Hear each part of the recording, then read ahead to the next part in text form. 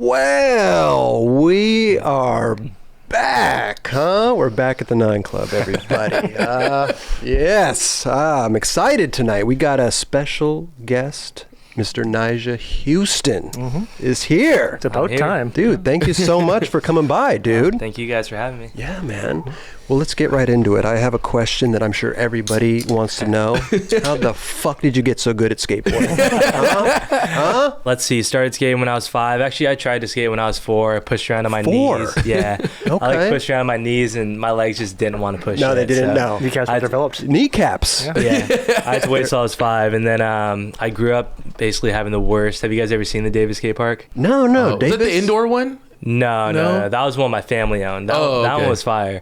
But the Davis skate park, I'm pretty sure is on like the Thrasher like worst parks things before. Oh, really? It was that bad. Southern California? Is that where you? No, Davis, NorCal. Oh, NorCal. By Oh, I'm Sacramento. sorry. Yeah. Oh, that's right. Yeah. That's right. Yeah. No, Davis Rails. Davis Rails. Yeah, of course. Yeah, I just grew up skating there, and Okay. I loved it right away. Oh, yeah. The skate park was so bad, but it was actually like pretty good to learn at. I feel like it's like super mellow transitions. Like the bowls had no coping, like wasn't even sticking out. For a little kid, it's great. Yeah, for a little kid. But how did you find a skateboard though? Did your dad show it to you, your brothers? Yeah, my dad. My dad used to skate back in his years, and he was actually really good too, from what I know. Even when I was like still growing up skating, he was still killing it. Skating with me and my brothers. And I'm pretty sure he wanted to make it somewhere in skating too, but that was back in the 70s, 80s, and his parents were never the most supportive on it. Oh, okay. I mean, skating was at a much different point back then, you know. It was it was a little different. Yeah, a little bit. But yeah, he grew up skating like half pipes and stuff, and I'm pretty sure as soon as he knew he was having a couple boys, I'm pretty sure he wanted to get us into skateboarding right away, you know what I mean? And it was cool too, because I had my 2 older brothers to grow up skating with.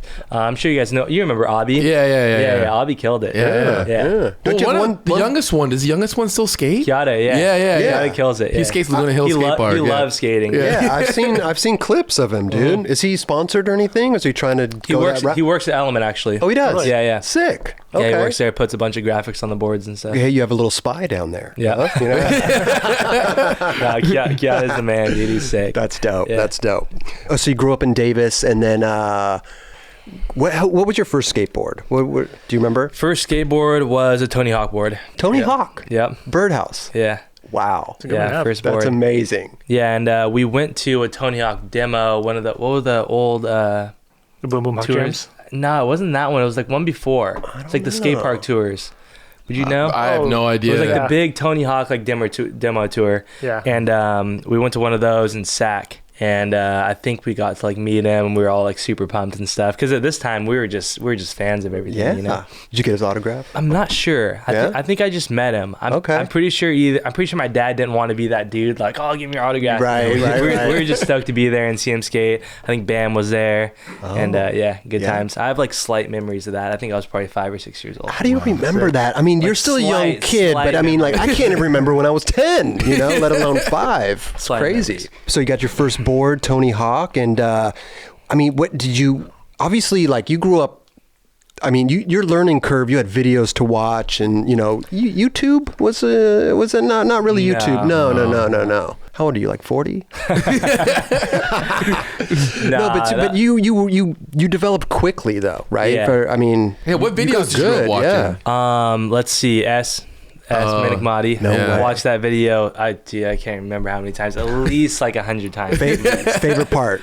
At that time, I think it was Burnquist. Wow. Interesting. Wow. Yeah. Right now, if I had to pick my favorite part, I would go with, let's see, Ardo. Okay. For sure. I was going to guess Rodrigo. Yeah, Rodrigo. You're going to guess all of them, dude. All of them are so good. That video is amazing. That video, like, even today would still be good. Super sick. That shit holds up. God damn, man. So Bob Burnquist, it's funny that left an impression on you. That was your favorite part. Yeah, it's crazy. Yeah. What was the first trick you learned? Was it varial flip, maybe? First trick I learned. Actual Kick first over trick. 180 switch crook. I'm gonna go down to 10 stare. I'm gonna go ahead and say just like probably pop shove it. Okay. And then fakie big spins, that was like total little kid trick. I would sit in my garage and just do them over and over and over. Because I mean, at that point, I didn't even know how to kickflip yet. It actually took me a little while to be able to learn how to kickflip. I would get so mad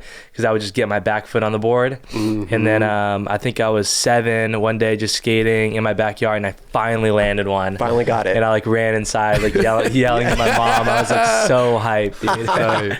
And it was on after that though. I felt like I needed that kickflip so bad, and then everything like started moving so much faster after that. Really? Yeah. Wow. And then were you skating the Davis? Actually, I wasn't 7. I was for sure 6. When I was 7, I was already like skating handrails and stuff. So. This fucking guy, unbelievable. I don't even remember I wasn't even at 6 years old. I don't know what I was doing, but definitely not doing shove-its. But you have the Davis Park, and you're learning how to skate there and stuff. And your older brothers are skating too at this time, right? Yeah, totally. Yeah. And so they were better than you, right? I mean, at that point, they had more tricks and stuff. Yeah, my older brother Abby, he's 2 years older. He definitely like progressed faster than me. But it was good for those first like 2-3 years. Did you all start at the same time? Yeah. And then I was always trying to keep up with him, you know? Were? Okay. So that definitely helped me progress faster. Yeah. But I'm sure other kids at the park too, right? Or was it just nobody was there? What was the scene like up there? There would be a few other kids there, but it would mainly be us skating all the time. I mean, was Massimo there? Nah, Massimo wasn't there. Even in those early years, we would like go out street skating and stuff, find little gaps to skate, and then I feel like after that stage, actually, wait, I got to talk about it before that. Let's see. Did we all start skating at the first time? I don't think we did. I actually used to ride my bike around. I remember we did an Oregon trip, and we hit all those like awesome parks up there, and my 2 older brothers were skating, and I would ride my bike around the park because I think I was still 4, maybe early 5. Okay. And I couldn't really like skate enough to skate those parks yet. Right. So I was just riding my bike around, and then I think after I started skating, the only other thing I tried one time was rollerblading, and I put them on, and I was so over it. I was actually like pissed. And I took them off so fast, and I feel like that was that point where I was like, wow, I just want to stick to skating. This shit sucks. Yeah. No, but I mean, as a kid too, you try different things. You know what I mean? Like there's skating, there's BMX, rollerblading. I mean, now there's scooters. Yeah. You know what I mean? Totally. Have you ever tried scooting? No. Tail whips? No. Nope. Okay. No scooters for me. Okay. You'd probably be really good for some weird reason. I know, right? Stay off those scooters. Pick up a board. Do yourself a favor. Oh, that's great. So you knew at that point, you were just like skating. This is my shit. Totally. Yeah. I knew for sure. When did you figure out like, you know, you were getting good and sponsors, and I mean, I'm sure at that age it wasn't even a question. Yeah. You know, I mean, I definitely figured out early that I was progressing really fast and getting good compared to other kids, because I won my first Castle contest when I was like 6, almost 7, and then throughout my whole year of being 7, and I'm pretty sure Abby too we won every contest in our age group, like Seriously? every single one. How many contests do you think you've won in your life? I mean, he laughs. If you're including those, I don't know how many were a year, maybe like 20 or something. 20 in a year? It was something gnarly like that. Going crazy. Yeah. So I don't know. You're still doing it, dude. Yeah. Do you have any of those? Maybe like 50 to 100. That's pretty good. For Calum Castle, it's like half of those. I'd take 2. But yeah, we literally won every contest. It was crazy. And I mean, everyone knows like I had a strict dad growing up, so he was always like on our ass, like, you guys need to be winning this shit. Okay. He would like have us on the program, stretching before, wake up super early in the morning, made sure we like had our runs down and stuff. Wow. But I mean, it was hectic being that young and having like a father figure that was so like, oh, like you need to do good, you know? But at the same time, I've always been competitive, so I was kind of down with it too. Okay, yeah. But he was kind of like living vicariously kind of through. He didn't get his chance, and maybe he was trying to do. I know. I always think about that. I think that definitely has a lot to do with it, with him skating, and like in his early years, and then him getting us into it. I think he was kind of living out his dream in a way. Right. Right. Which makes sense. Yeah, no, I mean, parents do it all the time, you know, for sure.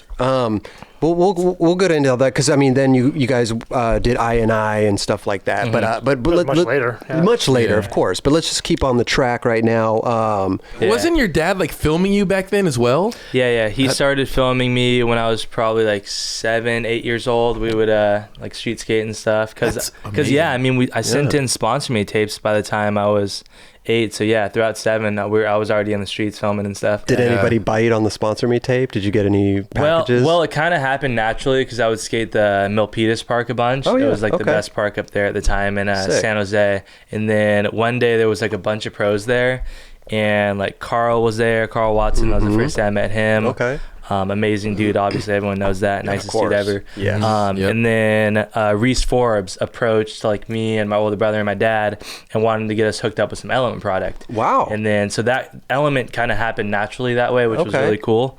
And when we got our first box of like some wheels and like a couple boards, and we were like, no way, we were so stoked, dude. Wow. I think there's still like photos of it somewhere out there, and we were just so pumped, like holding up our product. No, did you guys have to split the product between you guys? Yeah. How did you do that? Because they're older. I mean, he was older, and then you have you're the middle, right? Yeah, in the middle. So how did you? I don't know. We probably just split it evenly or something. Were they twigs in that box? Yeah, for me, for sure. Yeah, for sure. What are twigs? Twigs, all day. Twigs are like the mini boards. Oh, the mini boards. Yeah. That's the cool thing about Element though. It was just our relationship has gone so far, and I mean we've been together since such a young age, and it was cool the way the whole thing happened with Reese and everything, and it was tight. So you were probably 8 or 9 years old when you got that box? I think I was like 8, late 7s, 8. Yeah. Oh my god! Because I mean we filmed that whole Twigs video when I was 8. When you were 8? So, yeah. Well, you said your parents had a skate park. Is that like around that same time? Well, the park was already there, and I'm pretty sure the people like couldn't afford it anymore or something. I forgot what it was called before us. But we my oldest brother, Jemai, and my dad rebuilt the entire park, and they made it like really good, way better than it was before. Yeah. It was still like one of my favorite parks I've ever skated. Really? Yeah, it was awesome. But indoor park, you said? No way. Indoor and Woodland, 15 minutes away from where our home was. And who used to skate there? Stefan used to come by, Janowski, Matt Pales, Matt Rodriguez, Beeble for sure came by a couple times. Did you charge them to get in? No, we weren't charging the homies. Okay. Whatever happened to that park? Closed down? The owners of the park wanted to tear it down and turn it into like a parking garage or something, I think. But we had that place from when I was 8 to 11. Oh. When people ask me how I got good at skateboarding, that's my main answer is like, for how much I love skating, any kid that's really into it and loves it that much and has a perfect indoor park to skate every day, you're gonna get good, right? You know, fast for sure. As long as you have that drive of learning new tricks every day and like challenging yourself, you're gonna get good. Totally. And all these new parks are popping up every fucking day. Totally, it's crazy. Yeah, it's way different nowadays. Yeah, there's so many parks. Yeah. But yeah, another thing about me getting good at skating, a lot of it sounds weird, but a lot of it just has to do with my personality and like my OCD. Oh yeah. Because the way I progressed fast with having that park is from when I was probably 8 to 10 years old, I would go there every day, or like at least 5 days a week. We would normally go street skate on weekends. Okay. I would go there and I would have like the same, not the same, it would obviously progress and get better, but I would have similar lines I would do every single day. I would like feeble across my rail, come back, front feeble down, come back, crook across the rail, nose grind down. I have these like little routine that I would do every day because I'm super OCD just with everything in general. Okay. And that went on for a couple years, and that's how I like mastered the simple tricks at an early age, which is really important and makes I feel like getting better at skating so much easier. Absolutely. And I would go through these like 2-3 hour long like routines of just practicing tricks, and then after that I'd be like, all right, now I can learn something new, and then I would learn normally at least like a trick or two every day. Damn. Yeah. It's very important though, the basics. Totally. I see kids pushing up to 10 stairs and they can't even push. Yeah, totally. You know? Yeah, I feel like certain kids definitely get ahead of themselves. Yeah. They just learn board slides and like kickflips and stuff at a park, and then next thing you know, they're taking it down some big set. And Well, because they're watching you do it. Yeah. For sure. But yeah, kids, Now influencing them. yeah, kids out there. I mean, I always tell people to just take it easy, take it slow, Yeah. master the simple tricks down. You know, don't jump from learning a crook and then just go, kickflip crook. You know, Yeah. it's just, you gotta take slow steps, especially if you're young like that. It'll help you out a lot. Of course. Like, who were some of your early influences? Early influences, P-Rod has always been one of my favorites. And Ardo, Mark Appleyard. Yeah. Definitely. Apples. Yeah. Always liked him a lot. Still love him to this day. I just saw a clip of him the other day doing some big switch 180 going down a hub. I was like, damn. So good. Still His style is just still there, dude. It's It's effortless. so good. Yeah. It's crazy. God, yeah. And Chris Cole, always been one of my favorites. Okay. Still is. Yeah. Wow, sick. Because after that S video, I'm pretty sure In Bloom came out maybe the year after. Okay. And that was like my favorite video because it had P-Rod, Cole, Yeah. all the greats in it. So No way. that's still probably my favorite video to this day. Really? Yeah. You pop it in once in a while? No, I haven't watched it in a little bit. I need to. Yeah. I need to. Yeah. Right. But do you watch videos a lot these days, or what do you? I kind of just go. Instagram? I mean, if there's any big videos that come out, Okay. I definitely watch them. Like Ty's new video, for Yeah. example, I was at that premiere. My Okay. buddies were in it. Chase's part was Yeah, of amazing. course, yeah. Jamie obviously killed it. Yeah. But if I'm like bored on my phone, I'll just go to Thrasher's site. Okay. See what parts are on there. I like watching all the new like random kids coming up too, Yeah. because I mean, there's so many of them out there. Do you ever try to like? Do you ever try to like recruit any kids, or try to hook them up, or do anybody that you see or anything, Take or them do you under your just? wing? No, not necessarily. No. I mean, I feel like everyone that's coming up out there, if you got a good style, you got good tricks, and you Yeah. got a good personality, people are gonna like you. You're gonna get hooked up. Absolutely. You know what I mean? Yeah. Kids, people always ask me out there, like, how do you make it in skating? And I always tell them it's definitely not just your skating. I mean, Yeah. I'm sure you guys know a ton of people Oh, yeah. out there that do the most insane tricks, but it's definitely more than that. It's about having a good style and having a good just personality. And Totally. being someone that people want to be in the van with and hang out with and stuff. Yeah. And just loving skateboarding. Totally, too, yeah. Yeah. So, what does Nyjah do at home? What's your, if you're gonna go home tonight, what are you gonna do? hanging out with You know, Roy are you gonna, tonight? are you gonna go out? Are you gonna go out and to the party, or are you gonna go chill? Tonight or? I actually am going out. you are? It's Felipe's birthday. Felipe Gustavo. Oh, and, shit. Will you wish him a happy birthday for I us? will, You I please? yeah. We love Felipe. But dude, my days vary. I'm a pretty mellow dude though, to be honest. Okay. I did just sell my house, so I've been like feeling kind of weird lately because I've been living in my apartment in Hollywood. Oh. That was just so different because I already had that place before I sold my house. Okay. Which made the move really easy because Right. I already had a place. I just packed a few boxes and was like, oh, this is all I need. Cool. But it's Why'd you move though? Yeah, why'd you sell? Because when I moved into that house, I really liked it at the time. Okay. But I was only 19, and I feel like I didn't really even know exactly what I liked yet. Oh. I just wanted a house to live in. When I saw a house, I was like, oh, this one's sick. I'm gonna get this one. It's so nuts. You're 19. Thinking that. It's so right. Because before that, I moved out when I was 17 from my mom's. Okay. Rented a house in Huntington for like a year and a half. Oh, wow. And I was like, oh, I'm wasting all this money on renting. I might as well buy a place. You're like in a gated community. Yeah. Before, right? Yeah. I was so like on and off about selling it though, because I had been there for 4 years. There Right. was so many good memories there, and the house was really sick. Yeah.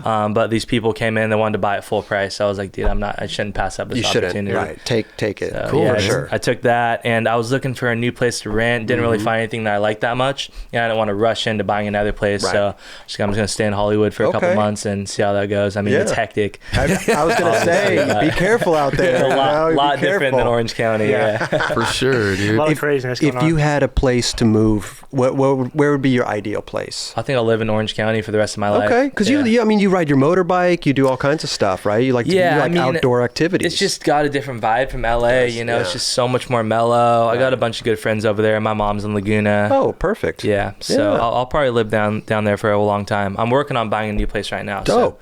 Let me know, man, if you want me to go in on it with you. I got a couple. So you guys can come to the housewarming party. There you for thank sure. you. I love going back to Thank Laguna, you. man. I'll come visit, dude, for sure. Of course, Kelly does.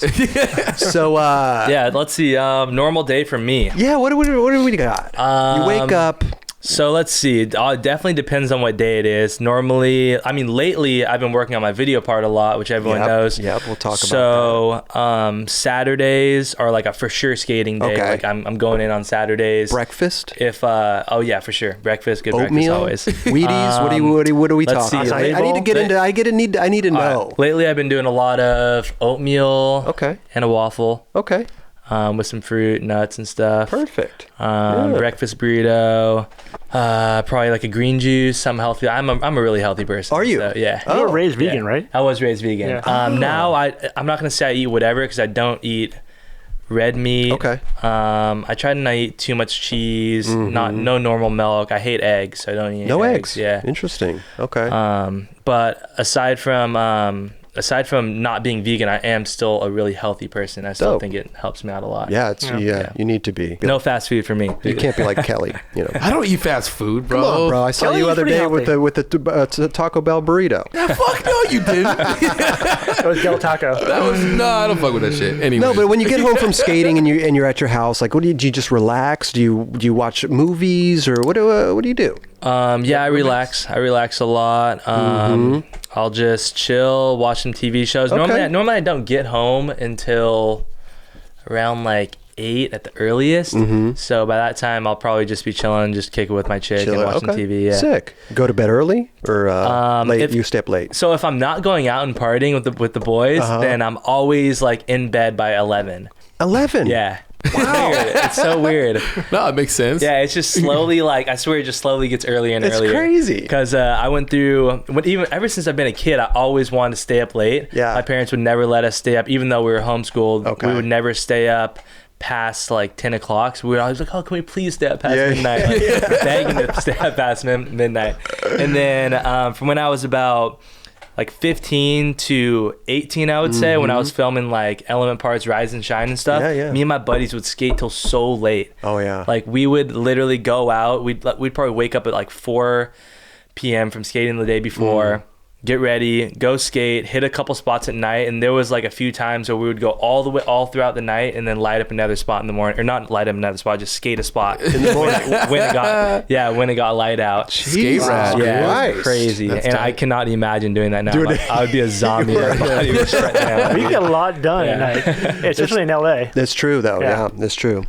So going back to the Element thing, when you got hooked up with Element, how long after, when you were like 8 or 9, how long after did you get sponsored by him, like AM? Let's see. I would say when I had that, so like 9, almost 10. Okay. Because that's when I had that video part. I had the last part, actually. What video? You did? Elementality. Oh, yeah. Yeah, the Feeble Down Hollywood and stuff. Oh, yeah. 9 years old, you're AM for Element. Yeah. Jesus. And having the last part of that video was so random. It definitely wasn't anything I expected. No.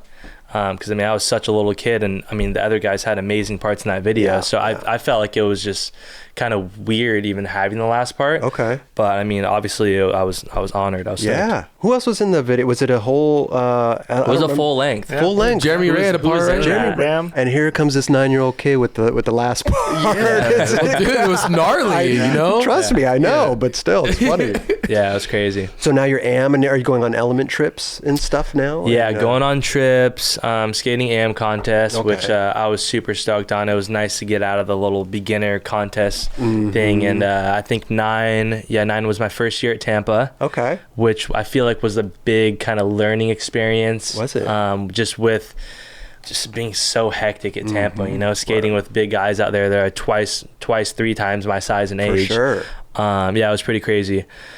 I definitely feel like situations like that helped me like grow up really fast as a kid and be like so mature, because I was just hanging out with older people all the time. You know, I didn't have my little 8, 9-year-old friends. I was like, oh, let's go to the park and play. Yeah. You're in it now. What did you get the first contest you skated at Tampa? Did you do pretty good? I think I made it to semis. Oh, okay. Yeah, I don't think I made it to finals. Were you bummed? I'm not gonna say I was bummed, because I think I even felt like it was a little early for me to be there. But I feel like me and my dad also, we kind of felt like it was good to go as early as possible. So then the next year would be better. I mean, get acclimated. It ended up working out because I wanted the next year. See, you wanted the next year. Yeah. Oh shit! Damn, wow. Dude, when you won it the next year, how was that? Was it? Did you notice a difference after you won it? Like, it definitely wasn't something I expected. I was surprised for sure. I knew I had a chance of winning. Okay. Because I mean, honestly, I go back and watch my run sometimes. I don't really think I could do that run right now. What do you mean? Because I swear. Well, I just like have a different tricks now. I suck at heel flips. I did a heel flip front board in my run, so that's not going down. Okay. I was just doing heel flips when I was skating before this, and my buddy was like, "Wow, that's your heel flip." That's amazing. Don't do that again. Yeah. Dude, they're so bad. You guys do not want to see me do a heel flip. Yeah. So it was a surprise. Yeah, it was crazy, dude. I remember I have like slight memories of after landing my run, being super stoked and just like waiting for the results. Because now Tampa, you get the results right away. Yeah, but before you just wait and there's like, second place. So some people leave. It's like a half-hour wait sometimes. Yeah. And I think there was a couple people that like had a chance of winning too. So it wasn't like, I got this, I'm for sure gonna win. But I was like, wow, this could actually happen right now. And I still think that alone was probably the craziest thing that's happened in my career. Seriously? Was just, 10 years old, Tampa. That's way gnarly. That's way gnarlier than winning street leagues and stuff, I think. Damn. Yeah, no, I know what you mean. At 10, yeah. Yeah, 10. Well, that changes your whole path, right? Well, I was going to say, Yeah. did you notice a difference after you won that? Like, were people like in the industry? Totally. Yeah. I feel like that was definitely something that people didn't expect, and out of any 10-year-old, for sure. I feel like it was definitely something that put me on the map, and made people kind of like take me more seriously, because I feel like there was some other like younger kids back in the day that just.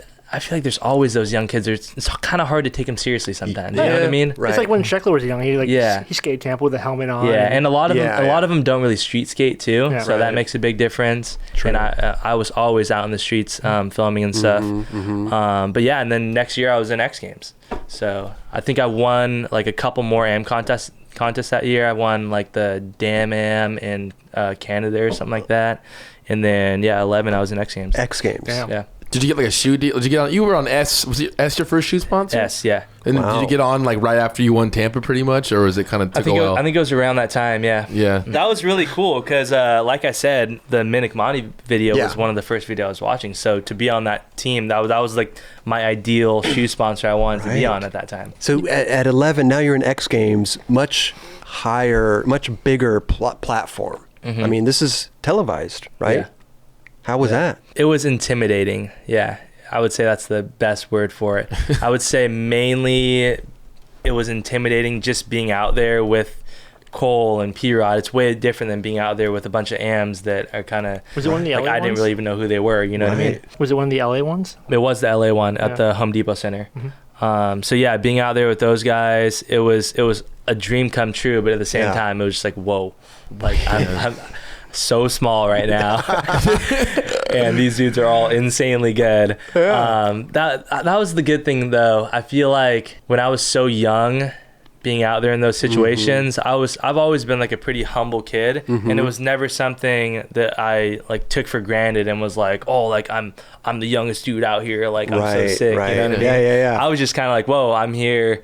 And I'm stoked, but I'm not like expecting to win or anything. I mean, I'm only 11. I got a lot of years to learn and get better, and these guys are insanely good. Yeah. So I feel like that was the good part about it, and also being out there so young.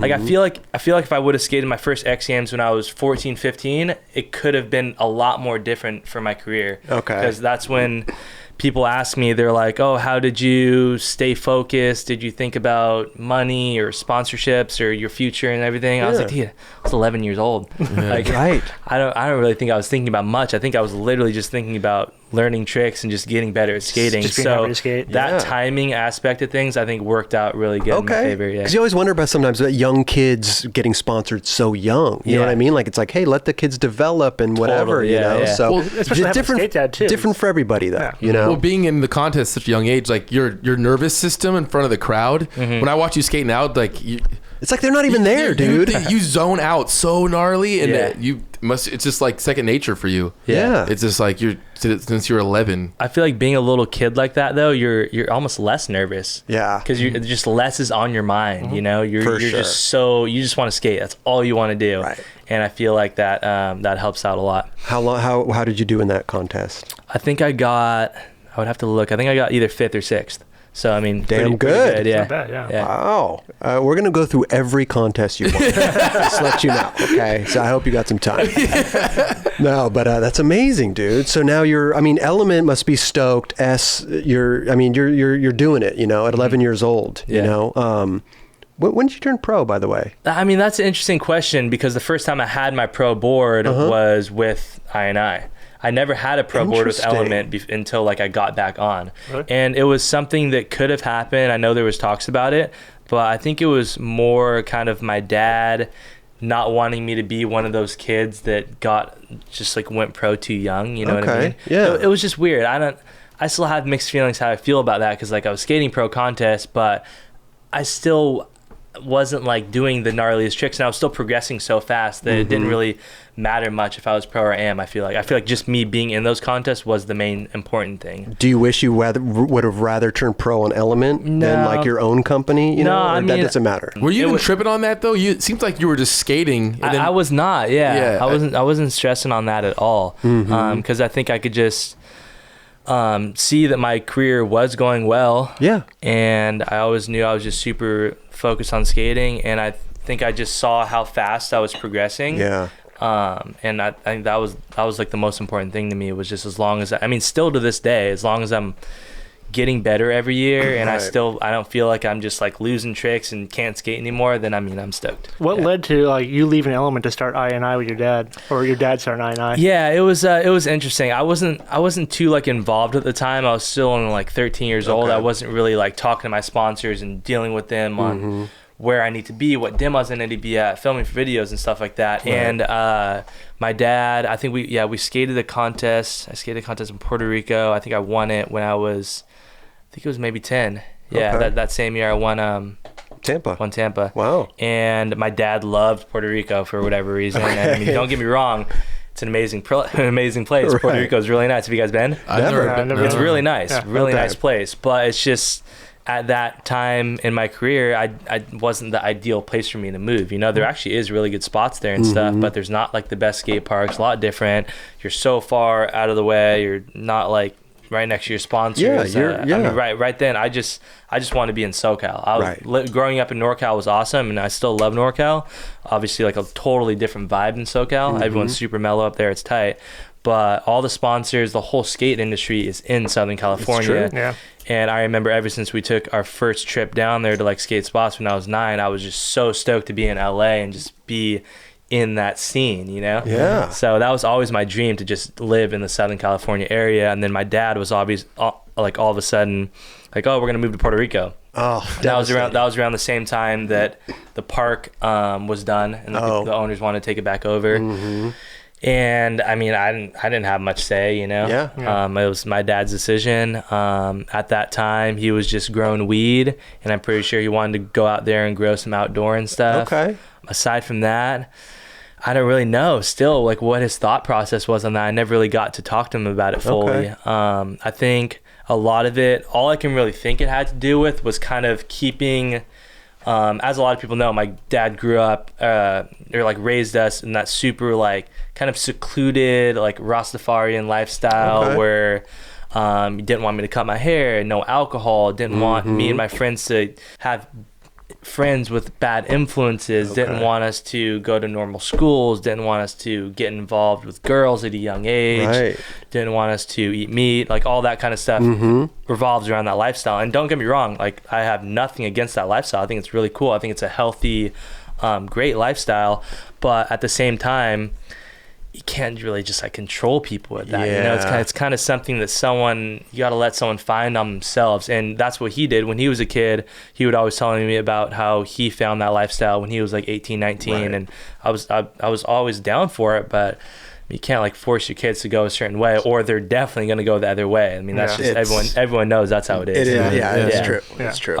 So I think taking us out there to Puerto Rico, he kind of wanted to keep us secluded from getting involved with all that stuff I was talking about, and that's really all I can think of. Aside from that, I mean, it makes sense. I mean, there was spots. There were some cool spots there. Actually, I had like a video part where there's a lot of spots in Puerto Rico. I remember that actually. Yeah, there was crazy some cool spots. stuff. Yeah. But do you think like moving down there, like do you think it slowed your process or your progress down a little bit because there wasn't? I'm not gonna say it slowed it down. Okay. I mean, I was still skating all the time, but it was just weird. Like what you were asking about the element thing. We were so far away. We were overseas. Right. Yeah. And around that time, I think there was just demos I wasn't like being at, just miscommunication with my dad. Yeah.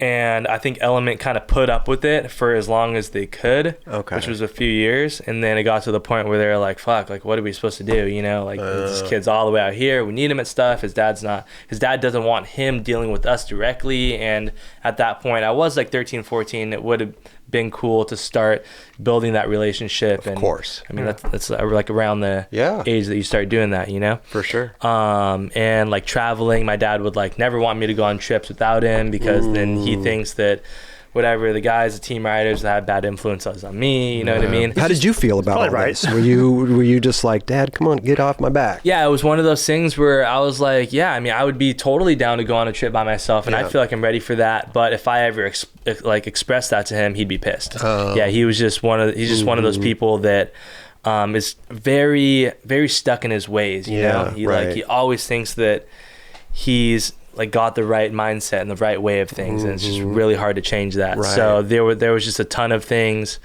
that I always wanted to ask him, but I was like, fuck, I'm not trying to get yelled at right now. So I'm good. I want to go out and skate. But I mean, I don't know. I'm not like, I never want to be the person that was like the hates on the way I was raised, because the way I was raised is what got me to where I'm at now. There you go. Me and all my siblings were all raised very humble. We weren't like, my family didn't have a lot of money. We grew up in a small house. We really just skated all the time. And even when I was making good money at a really young age, we weren't like going out like spending money and stuff, you know. That's just not the way we were raised, not the lifestyle. Like literally when I was a kid, and me and all my siblings, if we're gonna go inside and like get something to eat, we can't just like get it. We were like, oh, like, can we have a bowl of cereal? You know? Seriously. Okay. So I feel like all those situations though, and I just feel like the way someone's raised in general has a lot to do with who they become as a person. And Absolutely. I mean, I'm totally thankful for it. I'm going to go ahead and say, if I wasn't raised the way I was, and I had a strict dad when it came to skating, and it was really hard sometimes, but I mean, it got me to where I'm at now. It worked out, you know. Right. You got Pro Show and Nike coming out. That's insane, dude. That's rad. Congrats about that, by the way. Well, we'll get into all the Nike stuff. And your new video part that's actually dropping tomorrow. It's dropping on Tuesday, tomorrow. But so now you guys are down. You guys are down there. And did you start I&I when you were living abroad, or? Yes, we would go back and forth between Puerto Rico and Huntington Beach. Okay. Huntington was where our warehouse was with all the boards and stuff. And I remember, the whole Element thing was falling through, and I was super bummed on it because I still like those guys. I was like, dude, I've been riding for this company since I was a baby. Totally. I still want to ride for them. I feel like that's only right. And then I'm trying to think the other like options around that time. There wasn't that many that like my dad was stoked on. I think I was thinking it would be cool to ride for like just whatever board company, like a girl or a chocolate. Or just what about Organica? Someone, did Carl ever try to get you on Organica? Yeah, I'm pretty sure Carl did. Yeah. And then my dad was like almost down for it, but wasn't like fully.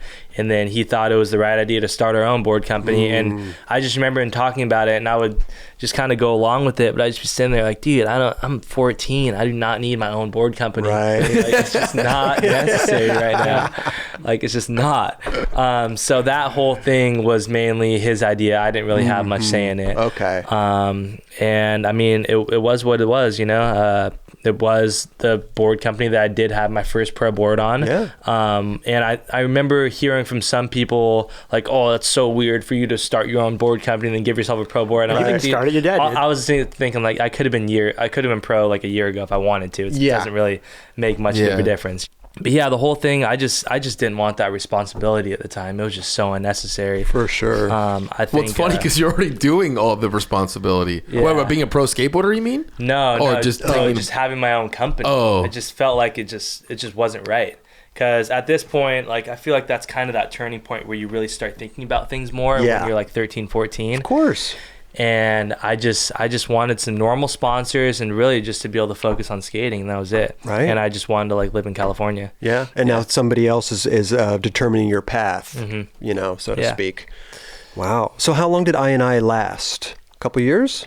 Say about a year and a half. Year and a half. Yeah. Okay. Maybe almost 2 years. Yeah. And what happened with that? Did it just kind of, because you got back on Element. Yeah. I mean, around that time, yeah, let's see, to go back into more family stuff. My mom and my dad separated when we were in Puerto Rico. Mom left with, well, this was like the shitty thing is that my dad was obviously my manager and stuff. Okay.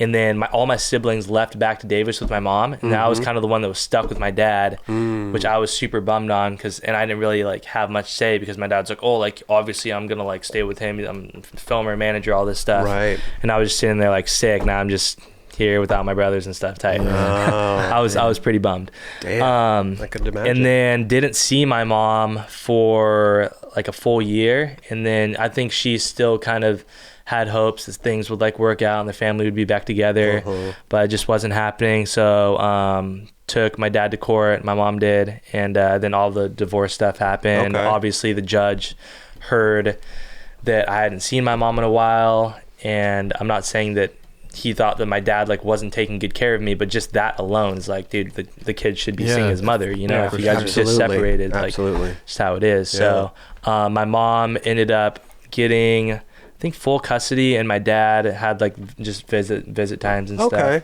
It was just a weird situation for me because I was just stuck right in the middle. Yeah. And my dad's he's like, oh, like, I can't believe you're gonna like choose her side and like all this stuff. I'm like, it was definitely the court's decision, not mine. Yeah, right. And I was like always totally still down to be chill with my dad, and then I feel like he just thought that I was whatever his thoughts were, like brainwashed by all this stuff. And around that time, it only felt right for me to get back on Element. I feel like that was like the first step to me kind of making my own decisions and things like becoming right again. So did you tell your dad you quit I&I? I mean, I'm not even gonna say that, because around that time I don't think I'd talked to him for at least like a year or two after the whole divorce thing happened. Wow. So it just kind of, Element just kind of happened naturally again. Then right away I started working on the video part, Rise and Shine. And then around that time as well, we moved from Davis to SoCal and lived in Laguna Beach for a couple of years with my mom. That's a tough spot for a kid to be in. I know. Yeah, it's it was really tough. Yeah, it was just weird being in the middle of all that, and I just still don't understand it. Yeah, because I wasn't choosing anyone's side. You know, I was just like, I just wanted to skate and have fun. Like, I'm still 15. Like, I just wanted, I literally just wanted to skate and have friends. Because like when I was growing up, I never really was able to have friends. Because I'd be at my skate park, skating hours and hours every day, practicing. And then, but it was a public skate park. There'd be kids there that I would like hang out with, and we'd chill sometimes. And my dad would see me like just hanging out with kids for too long and just like joking around and stuff and not skating and be like, oh, you need to get back on your board and practice. I'm like, dude, I'm literally skating. I skate so much. You should be stoked. You should see how much I love skating, and you should realize that it's not necessary to act that way. You know what I mean? Yeah. But I mean, everyone's different, you know? Hey, it's a good thing that you loved skateboarding that much, because I mean, you could have quit skating, being pushed that hard. Yeah, you know I was actually going to talk about that. Yeah, I felt like I'm thankful that I got past that like 14, 15, like 16 stage, because that's when Abby kind of like stopped skating as much too, because I feel like that's the typical age that kids will be super good at skating and they'll have a lot going for them, and then they'll kind of just get involved with other stuff. Yeah, get involved with whatever, girls, like alcohol, just smoking weed, different just shit. becoming lazy, you know what I mean? So I'm really thankful that I was able to get past that like teenage stage and still have that love for skateboarding and focus on it. Yeah. And with the Element thing, did you have to approach them again, or how did you reconnect with Element after all that stuff? Yeah, I'm pretty sure we just both like kind of reached out to each other, and they were, my mom still had a good relationship with them, so they were caught up on everything that was going on. Okay.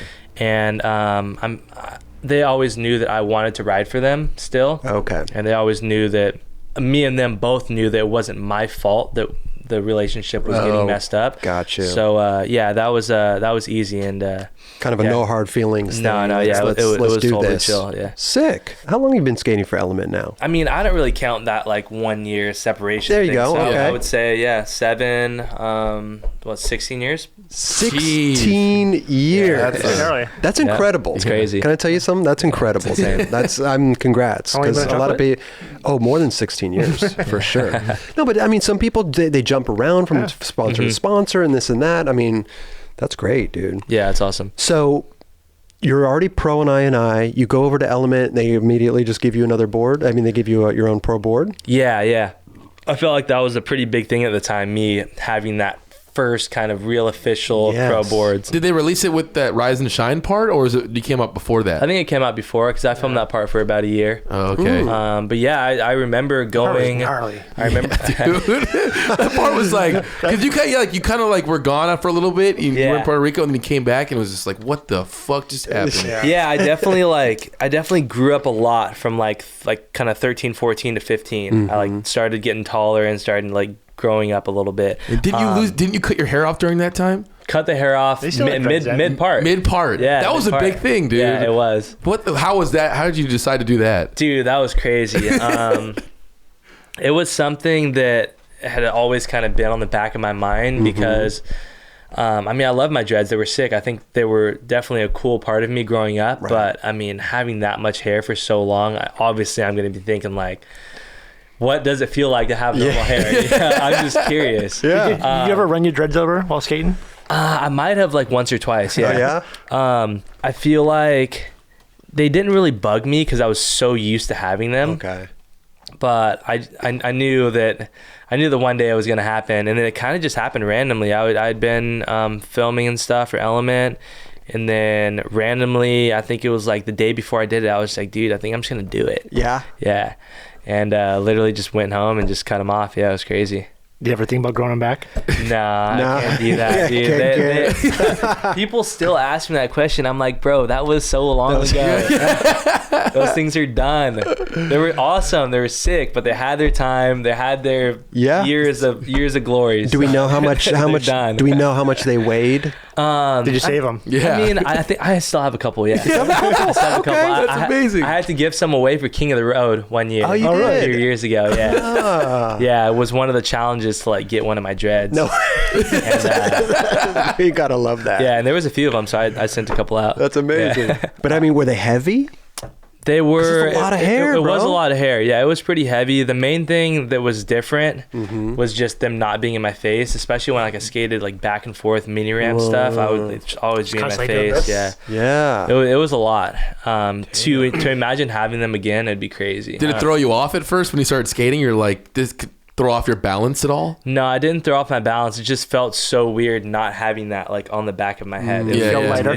It took a month to get used to, for sure. For Halloween, you should be young Nyjah. You should get you should get some dreads and for Halloween. Throw some shoes on. Yeah. Dude, those dreads are crazy. I feel like it was a cool thing, though. It was a cool little image growing up. I think it was tough. Totally. For sure. I think people miss it. I still get people asking about them. It's crazy. Oh, do you? It's crazy. It's a long time ago, though. Yep. Long time ago. So now Elements going good, pro, and then still contest.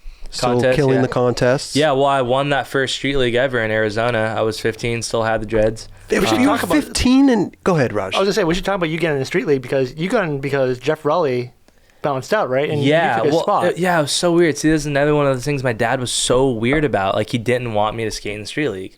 I don't know why. Right?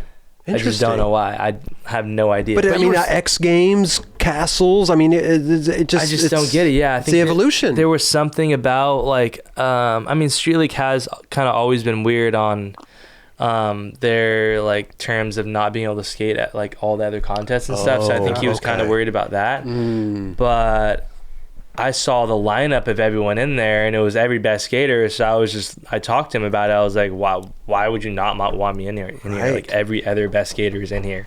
And it's really weird. Like, right. And yeah, luckily around that time, everything was happening with all that stuff with my family, and I literally got in at the last second. Yeah.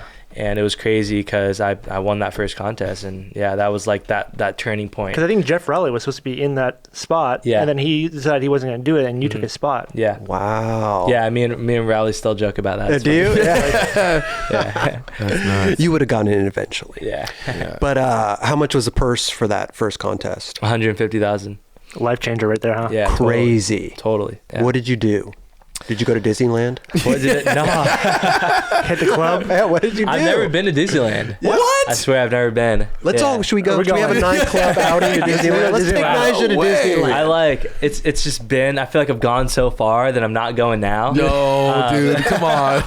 No, actually, I'm going to go someday. My friends always ask me about this, and I'm just going to like, wait till I have kids one day, and I'll go with them for the first time. That'd be cool. But experience Disneyland with your kids. That'd be amazing. Yeah. I'm not a big fan of places like that anyway, so I don't feel like I'm missing out on anything. It's all good. Yeah, there you go. It's cool. Yeah. When you're a kid, it's amazing. Yeah. But so what did you do when you won? When you got that check, $150K? I mean, Jesus Christ! How old? 15 years old? Yeah, it's a lot. I just went home and was just super stoked, and I feel like that was that point that made me want to work for everything so much harder, you know, because I felt like things were kind of finally like falling into place. Yeah. And the OCD kicked in. I want more money. Right. Yeah, for real. And yeah, that was a really cool point to win that contest. Just let alone like winning the first street league ever. It was an honor, and I was super stoked. But just that point I was at in my career, I felt like it was something that was really kind of meant to happen, and I feel like it was something that I'd worked so hard for. Yeah. And it was just finally like accomplished, and it finally like felt right. Because I mean, you guys remember those Maloof contests and stuff where I'm gonna say, I mean, my dad was always like, oh, you should have won this one, you should have won that one, you should have won this, and I'm like, whatever, dude. I'm young, I'm not that worried about it. But there was one. There was one. I remember it was this. The one. Actually. Oh, do you? Cole won that one. Yeah. I think I was 13, 14. Okay. I was 14. And that was like one of the only contests, maybe the only contest I've ever lost before, where I've like, I actually think I should have won that. That's the only one, because I'm never that type of dude that there was so many. Even when I like first started skating, when there was one against Scheckler in the Globe Australia one. That was actually my first pro contest ever, I think. And it was a really close battle between us two. But I was just kind of always like, dude, I'm so young.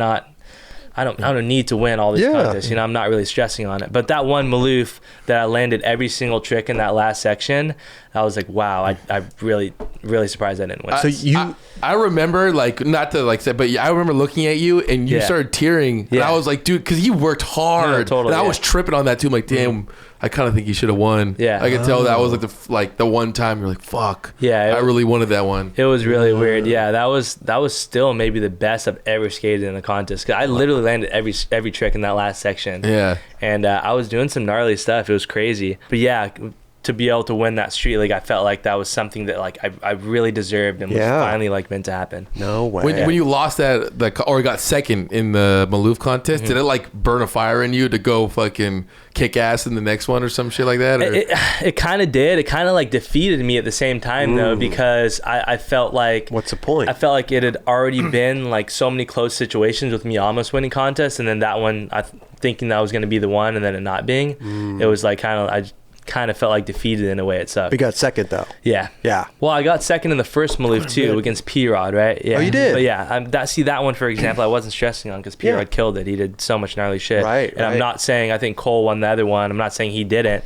But I am saying that I literally landed every trick in that second. Dude, I was doing tricks I probably wouldn't even do now. It's like switch big heel down the triple set, walk back up, like back 3 lip, walk back up, kick back Smith, walk back up, nollie heel nose the hub. But I can remember a lot of the tricks. It was crazy. Yeah. Well, when Chris Cole comes on the show, I'm gonna ask him about it. Right. I'm gonna see how he felt. Didn't Chris win like 3 of them? He was killing the Maloof contest. And then he tried to do that like if you win 4 in a row, you win $1 million. Oh yeah. So you didn't answer my question. What did you do with when you got home with the 150K check? It's hard to remember, man. Fuck. What's the first big thing you've bought?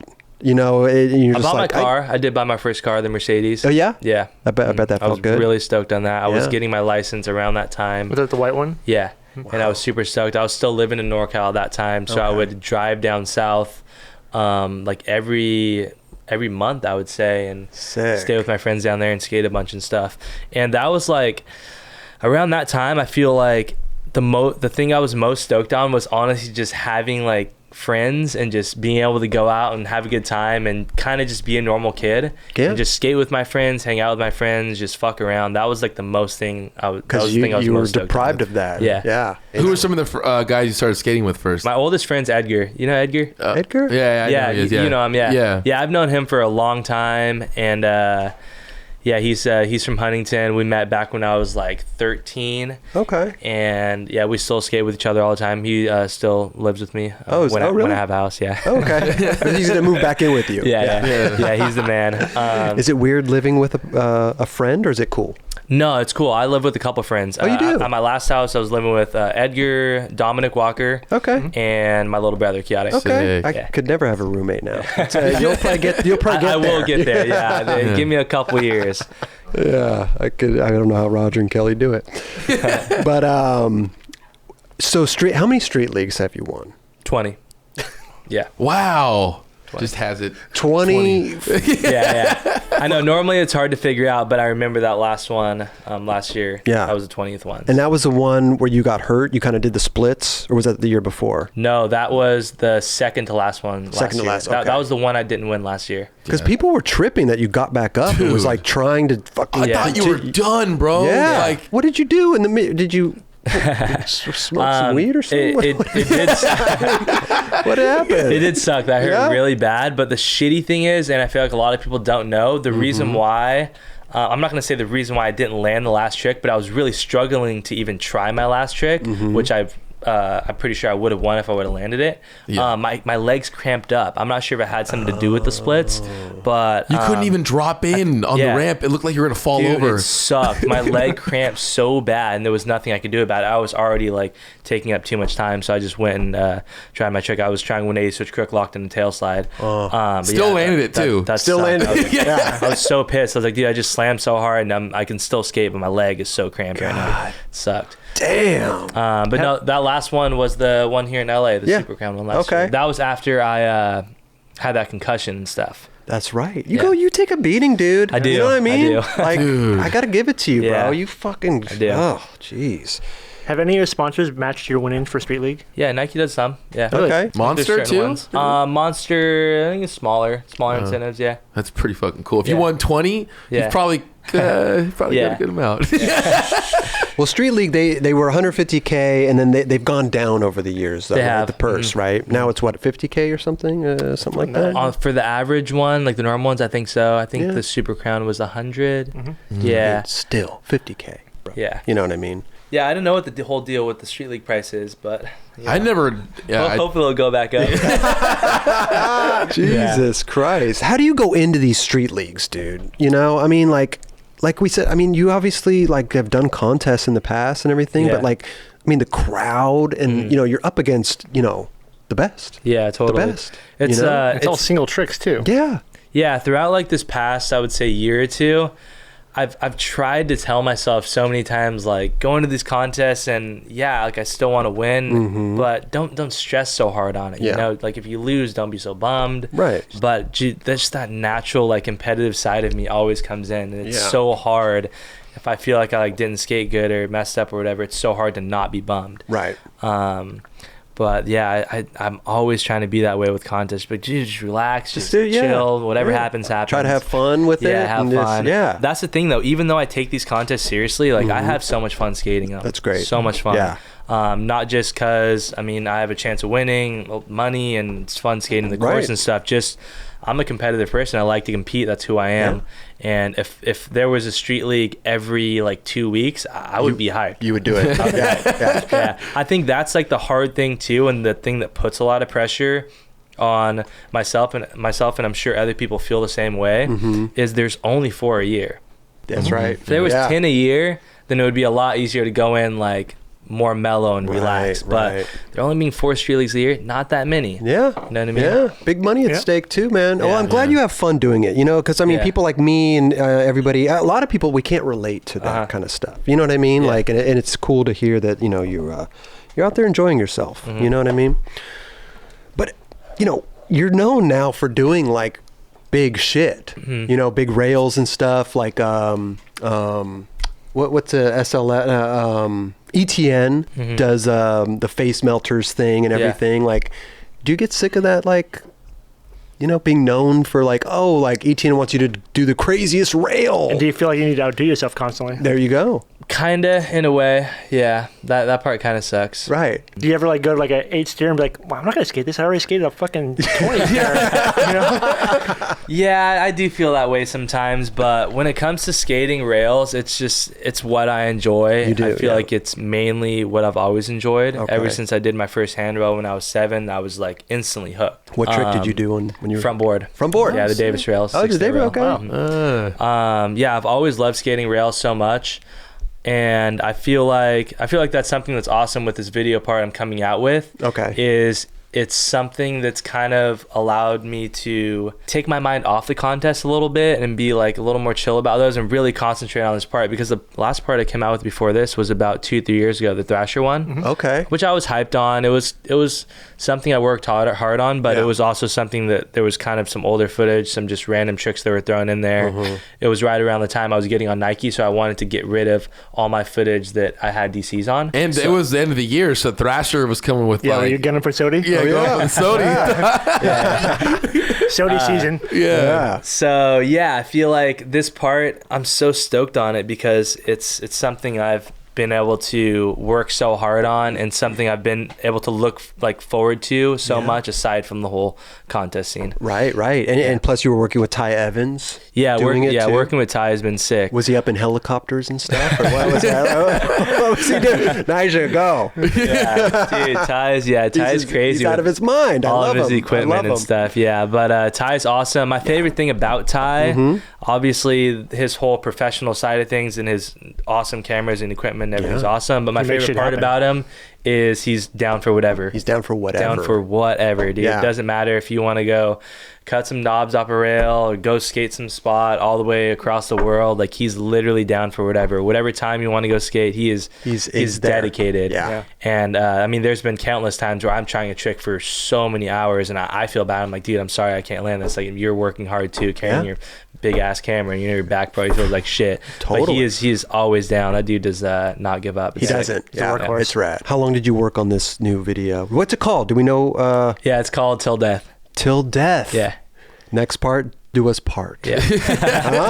I thought of that name actually. Did you? Yeah. Til Death. Okay. Yeah, we're going back and forth. Just because you're gonna skate till death, right? Honestly, I think it mainly has to do with me eating a lot of shit.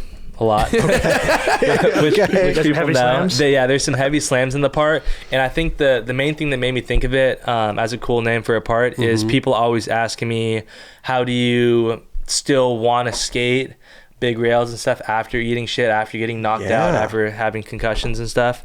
And I think that's where I thought about the name, because I mean, no matter how much I get hurt or no matter what slams I take, I'm still going to want to live this life and skate these rails and do all this shit that excites me and challenges myself as long as I'm able to, you know, as long as I'm physically okay, I still want to be out there doing what I love. Is there a rail that you haven't been able to conquer? Rail I haven't been able to conquer.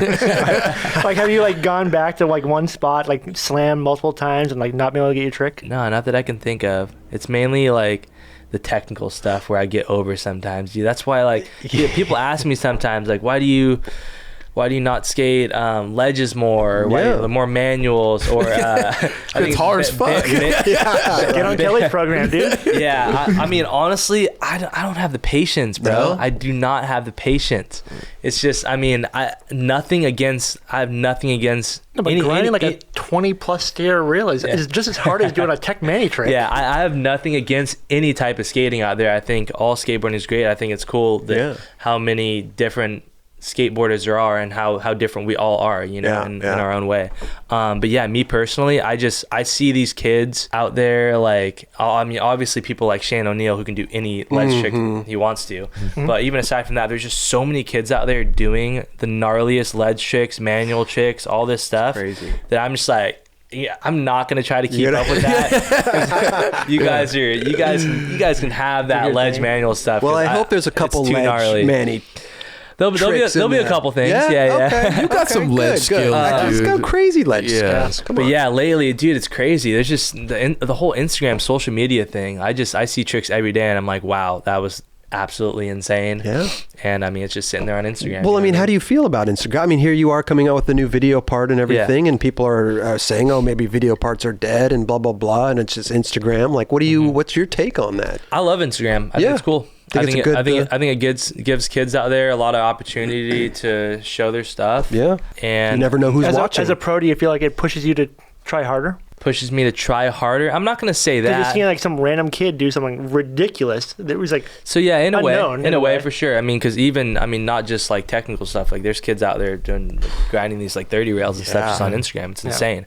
So yeah, Instagram and the whole social media thing has definitely helped take skating to that next level. It has, yeah. But I mean, me personally, I love it. I love being able to go out there and post stuff on Instagram. Right. I'll go out and street skate all the time with my friends and not even have a filmer. I'll just film shit on my phone for Instagram. Yeah, it's fun. It's a good medium. It's cool too. It's good, yeah. What's fun about that is I see spots differently. I like filming lines for Instagram mainly. Okay. So I'll just like cruise around downtown LA and like find some random spots and just skate some random shit. Right. Instead of like going to a set spot and being like, oh, I want to do this on. I just kind of hit some random stuff and see what happens. Do you ever get comments like, dude, where's stuff? This get on the rail. No, he skates the rail. Dude, at UCI, you skated a rail on the line. Back when he nose grinded the rail on the line. I was like, who the fuck skates that in the line?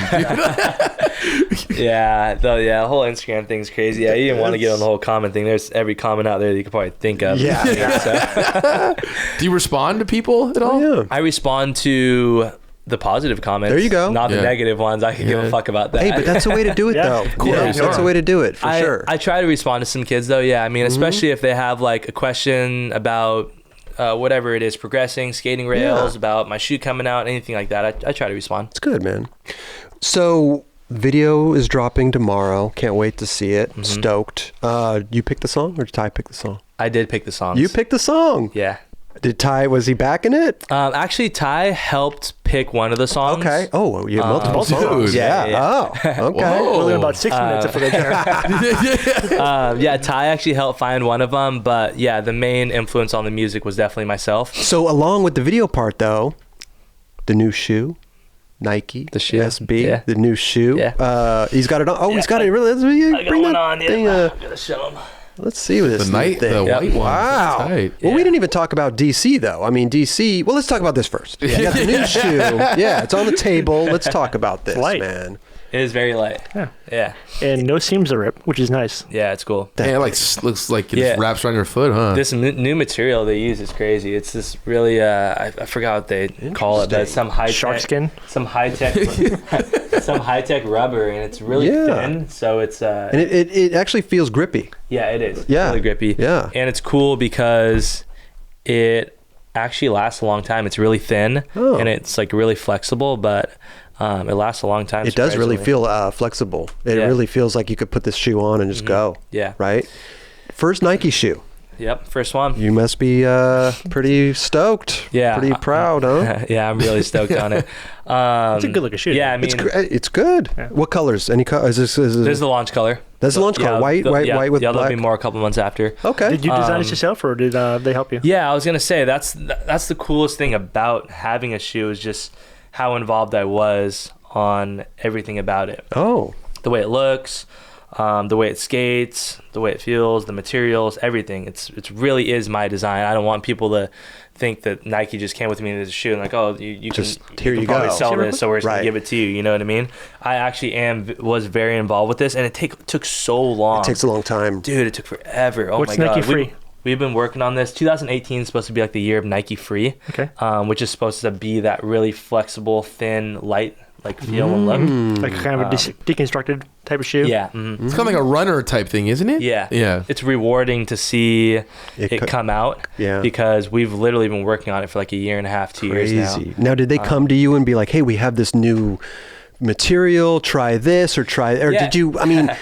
Because that could be sketchy too. We were like, well, what about just suede or leather? I know. I was skeptical on the material at first. Okay. I was just obviously expecting a suede shoe. That's all I've ever skated before, and that's what most shoes are. But they came with me to this material, and it actually ended up being good. Okay. It ended up flicking really good, and I was just really surprised on how long it lasted because it's so thin that one of the first things I told them was I want a shoe that breaks in fast and lasts a long time. Right. Because I've always hated skating new shoes, always. Yeah. A lot of people do, yeah.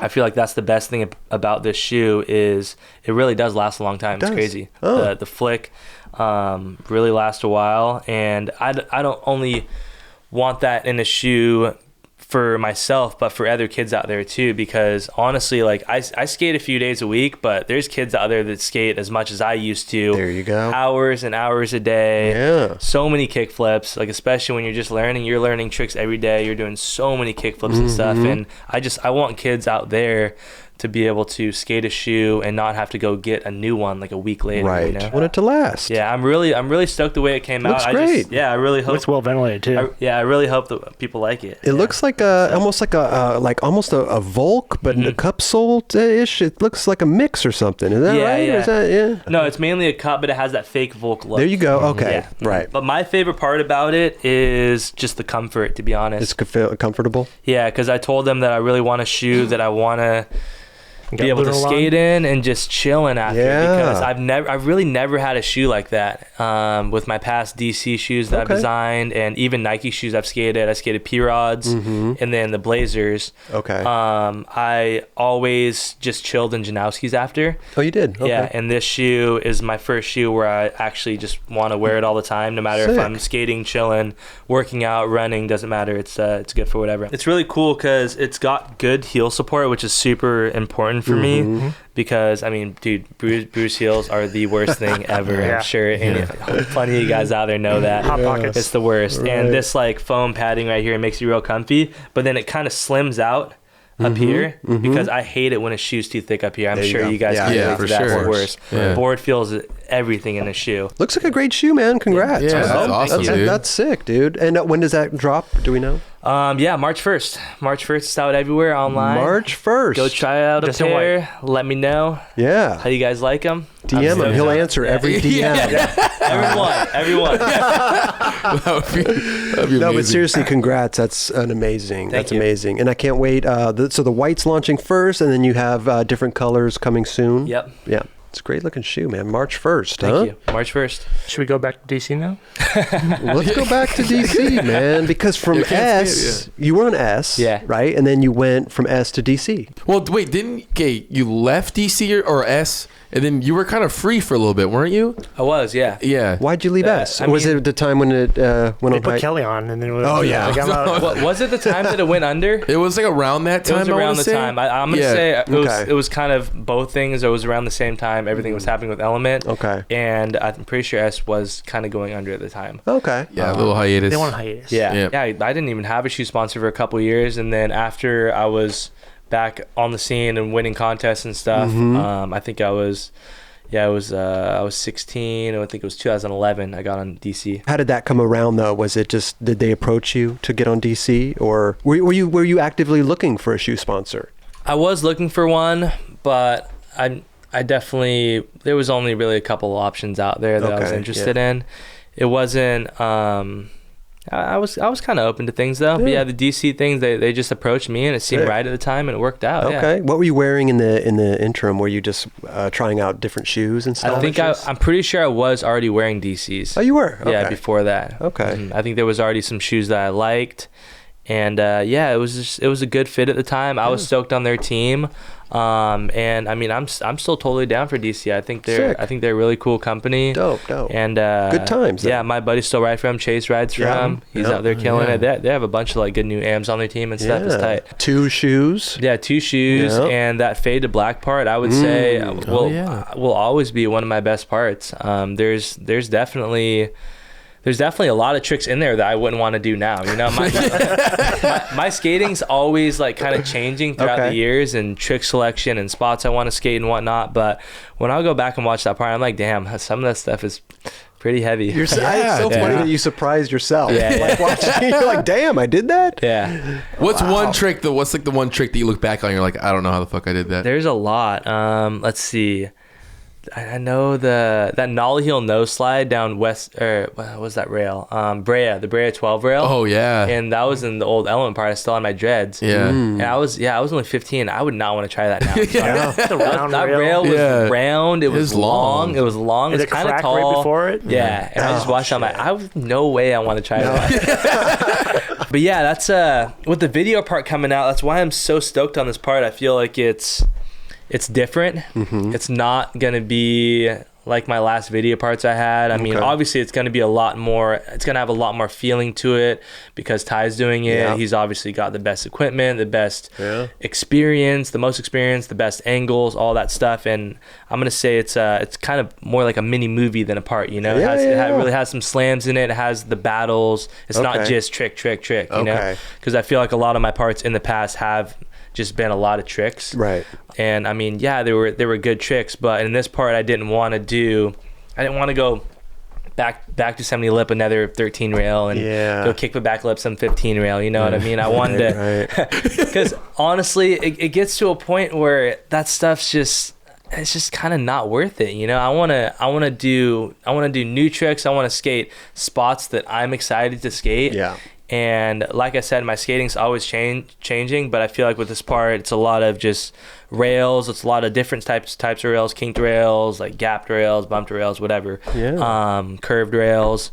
That's the thing that excites me to skate. Is just all different types of rails. Right. How are you finding these rails? Yeah, dude? I got to mention that. Dude, I was about to say it. It was Barracks did that post. It was the funniest post. They Bear has been all over their Instagram. Oh, has he? I haven't noticed.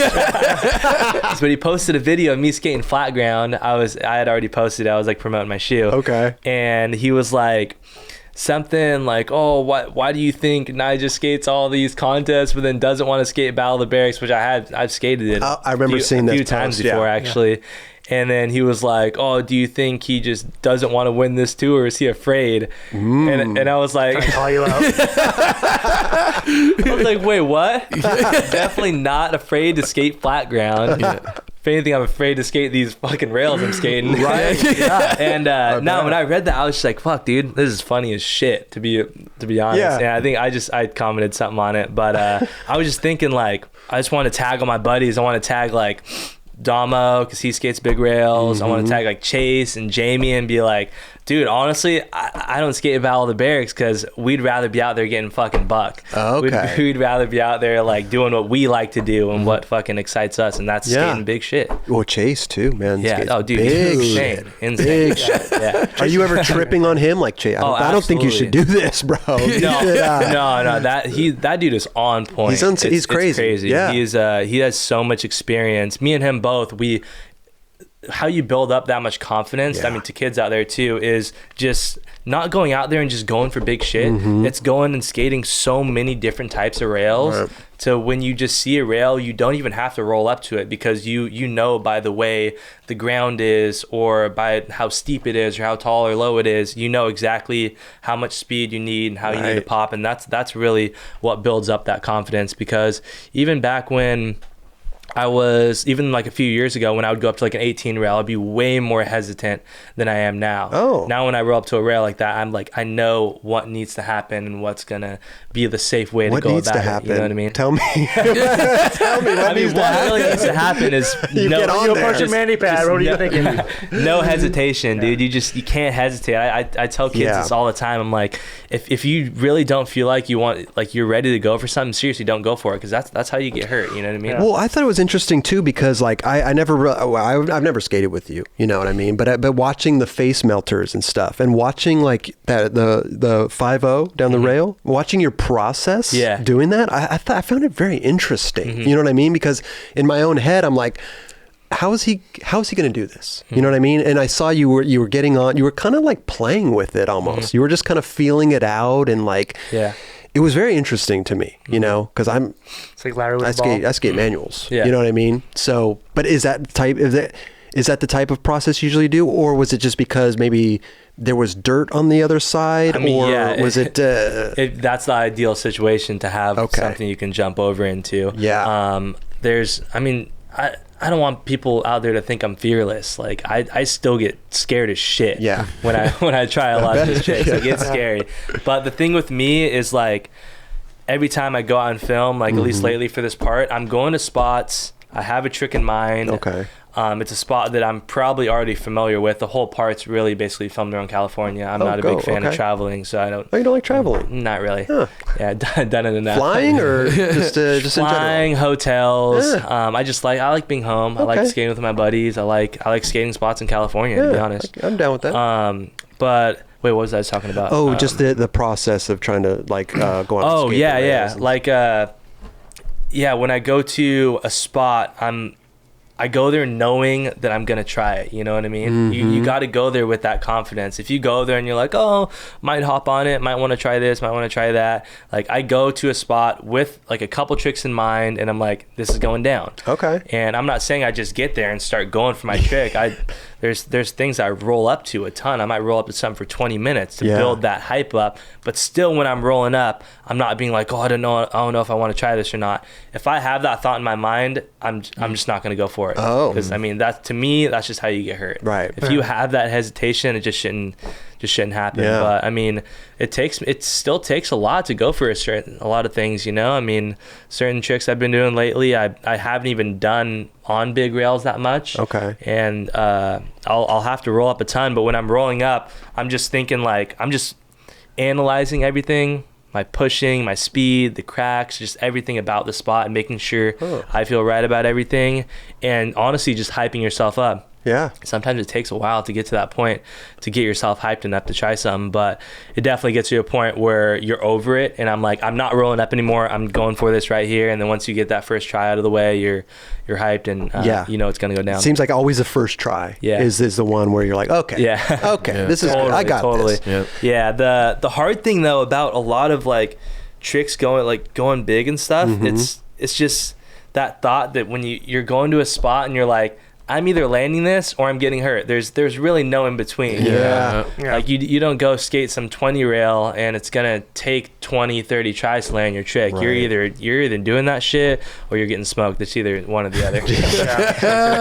Well, you just said that you go there with a couple tricks in mind. Do you ever just find rails out in the wild and go, oh shit, let me try that, you know, or like, do you have to like kind of plan it out in your head? You know? No, there's definitely spots I'll come across and I'll be just down to skate. There was even a couple spots in this part that I just randomly found on my own, and just like random kink trails and stuff. Let's grind this. What's your ender?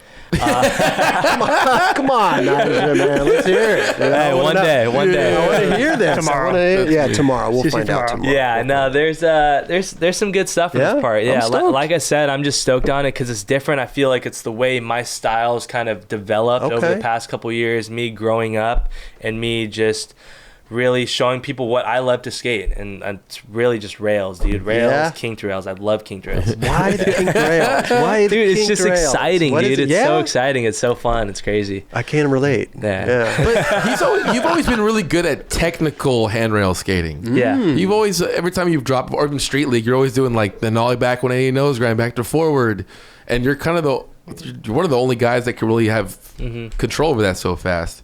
There's a lot of new tricks like that in this part. Yeah, there's a couple for sure. Yeah. Like I said, I just tried to stay away from kind of doing all those tricks that people have already seen me do so many times, and just kind of try to bring out some new stuff. But also for yourself too, right? Totally. Yeah. Yeah, because when it comes to street skating in general and it comes to putting out a part, a lot of it with me is just self-satisfaction. Like me just being stoked on going out and getting a clip. When I go out and get a sick clip and I go home and I chill, I feel I'm hyped. That's what makes me happy as a person, Dude, that's the way it should be. Yeah. You shouldn't be out there trying to do it for other people. Yeah. Was there a trick that got away? Yeah. Let's see. There was definitely one.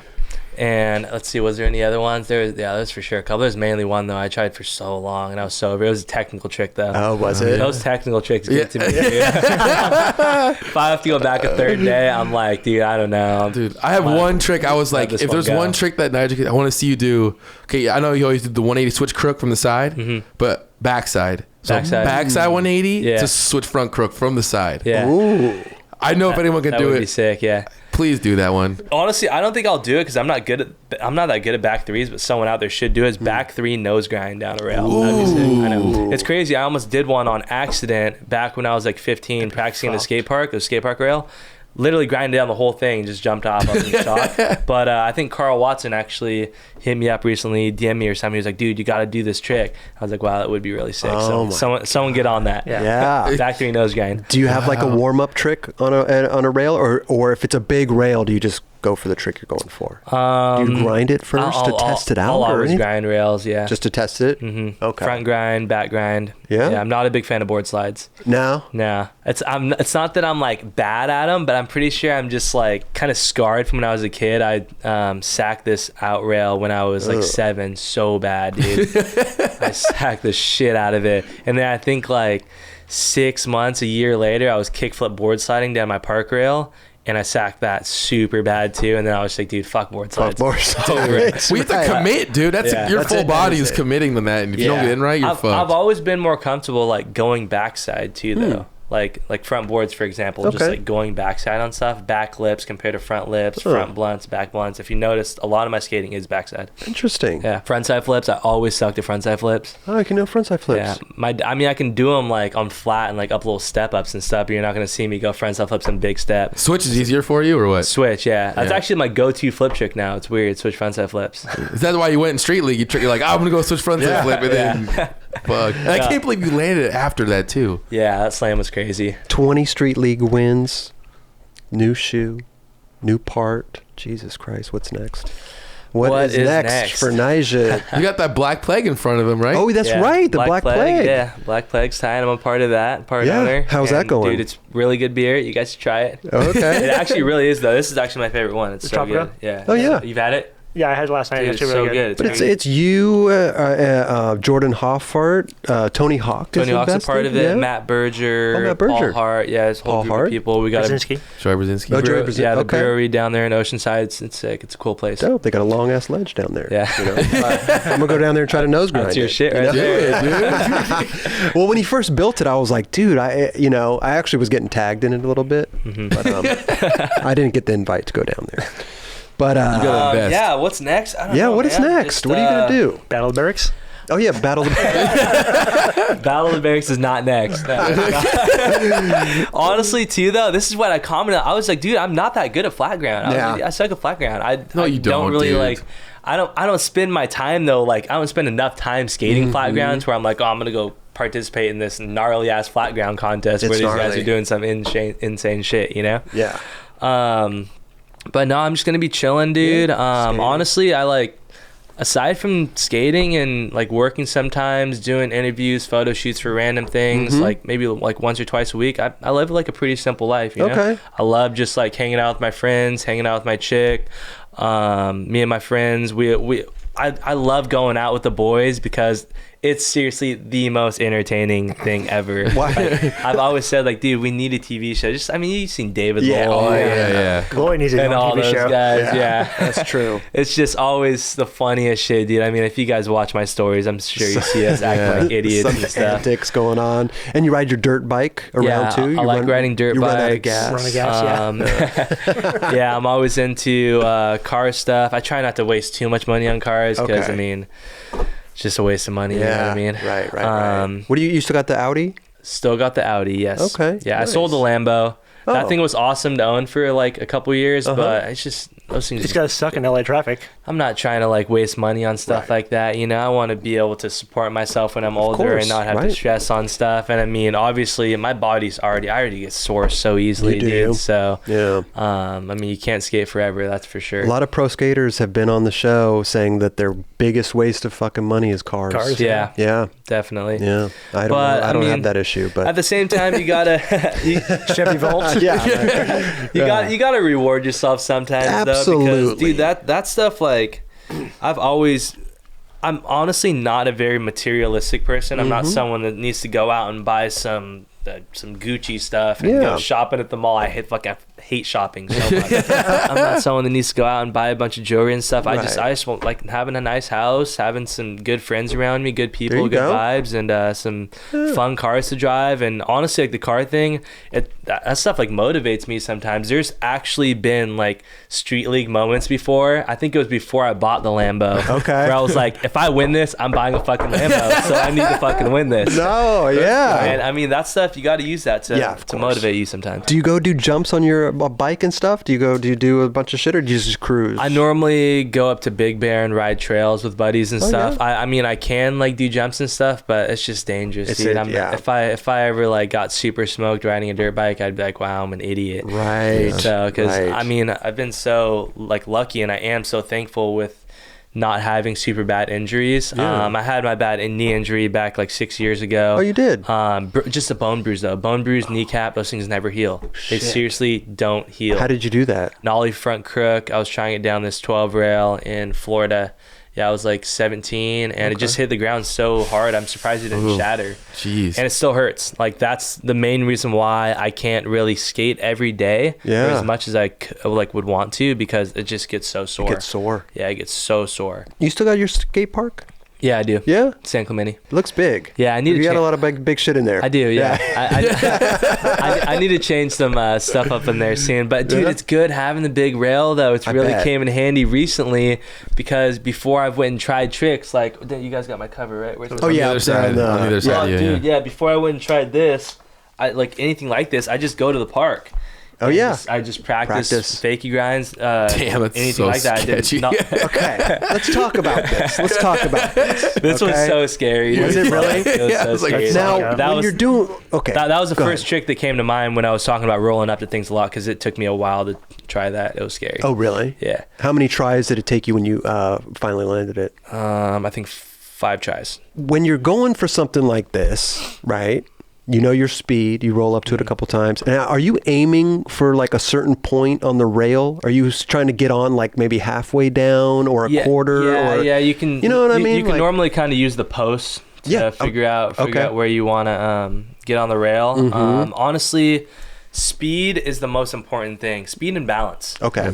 I've gotten hurt. I had some of my worst falls with just not being like balanced right before trying a trick, and having like second thoughts before, feeling like you should roll up, go for it anyway, stuff like that. Not good. But yeah, just speed. It honestly just takes so much experience, so many rails. But this was a good session, dude. This was one of my best sessions ever. We took the knobs off the night before. Okay. Did anyone want to skate that with you? Chase was there. He was grinding. He back 5-0'd it for fun. For fun. 8 times there for fun. Dama was there. He grinded it. But yeah, me and Ty, just like I was saying, Ty being down for whatever, I told him I want to skate the spot. We went down the night before. We literally had the top part. They only put 2 on. Yeah. We unknobbed both of these. We had like 4 grinders. We were all going in on it because you couldn't just like pop them off. They were like welded on. So we were like going in on the rail. And actually, like, dude, I ate shit warming up to this thing because I got on a grind and it was sticky from where we grinded it down. Died. Really? Just doing front grind, I like fell all the way down on my shoulder. Have you ever waxed a metal rail? Waxed a rail? Yeah. Oh, I wax all my rails.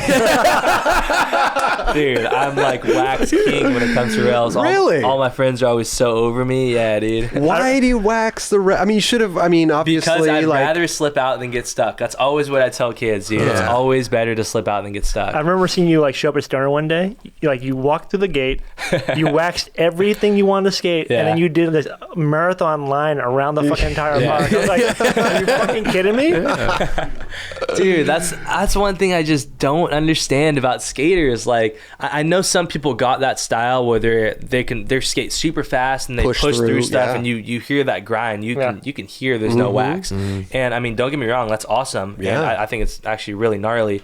But when it comes to skating rails and stuff, dude, just getting stuck is not chill. Like, trust me, I know. It's not good, bro. And I mean, most parks I skate, everything's so sticky. It's crazy. All the rails and stuff.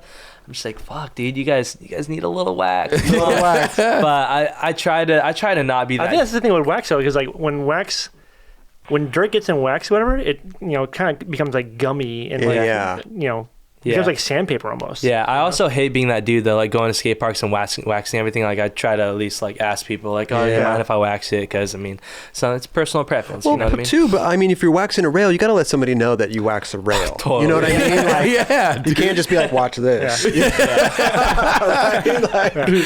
So on this rail here with the cover on Thrasher, where were you aiming for? First, second post? Because it looks like the D-knob on the second, between the second and third. Yeah, I was probably getting on, kind of in between the first post and second post. Okay. Yeah. And dude, why fakey 50-50, dude? I already had a switch grind for my part, so I didn't want to do that instead. And I was just feeling that trick. I don't know. It's some of that stuff is just random. Like one of the last tricks I filmed for my part, I was planning on going to the spot for like the past like couple months and doing something else. And literally 2 days before, I was like, maybe I should try this instead, and just ended up doing that. It's just, wow. It's weird. I don't know. Sometimes stuff just kind of pops in your mind and you think it'll work, and you just got to go for it. Crazy, dude. Yeah. This was crazy having an article in a skate magazine. It'd been so long. It's crazy. When was the last one? Dude, it was years ago. Really? Yeah. Because, I mean, I'm not that type of dude that needs to go out and have a bunch of shit in every mag, you know? Right. Honestly, when I go film a lot, I don't even hit up photographers. No, because I don't like it when too much of my stuff gets seen before putting out a part. One of the things I hate most is when someone's last trick has already came out in the mag. You've already seen it, and you're like, fuck, I already saw that. Right. Because that's like last trick is always supposed to be that surprise trick. But it's funny though, the mags like they don't want the video to come up before the photo. Yeah. That's why, normally when I go film, it's just filmers, honestly. Well, it's true though, man. I mean, a lot of people, they This is Psycho, by the way. Oh, dude, that one. What is it? What is it? What is that? The back to when nose grind 180 on the fucking handicap rail. Yeah. This rail's fucking amazing. I think it got knobbed again. It's been knobbed a few times. Dude, I got so smoked on it though. Did you? The first time I tried this trick, I wasn't even actually planning on going all the way around. I was just planning on just back when I nose grind, like grinding some pop over, however it worked. And I was there, and I sacked it so bad, I split my fucking balls open. No! Yeah, I had to get 6 stitches in my balls. It sucked. Dude, what? Now, were you scared that your balls were going to fall through the hole? It wasn't that deep, but it was close. That would be my fear. Like if I split my balls open, I would be afraid that my balls would come. It was honestly close. It was gnarly. Anything else gnarly like that you have had happen to you? I mean, it's like concussions. I mean, I've had so many sacks, but that was the only time where it's been something like where I've actually had to go to the hospital. I mean, I think the only times I've ever actually been to the hospital was that time, and then the concussion. Other time I hit my head recently, I got a couple staples in my head. Aside from that, not too many hospital visits. No? Thank God. Thank God. Broken finger. That was it. Broken finger? Yeah. Broken finger. Can you still have movement in it? Yeah, it's just like, I think it's still like out of place, but whatever. I'll live. Listen, bro, I don't know what else to talk about. You're just insane, dude. I hope you keep going and doing crazy shit and doing what you love, bro, because it's awesome. Element's actually working on a video too, so I'm dope. I've been so focused on this Nike part, but I do want to I think I have like 2 more months to film for that or something, so I'm gonna go out and try to get some go stuff. out with Appleyard and stuff. Yeah, go out with Appleyard. Yeah. It'll get me psyched for sure. For sure, dude. Definitely don't get close to style as him, but get last part again. Oh man, you guys, bro, both you guys, man. Dude, Appleyard's a legend. He is such an amazing dude. Yeah, nicest guy. Nicest guy. Yeah, good artist too. Great artist. He drew this of us. Oh really? Yeah, that's his art. Yeah.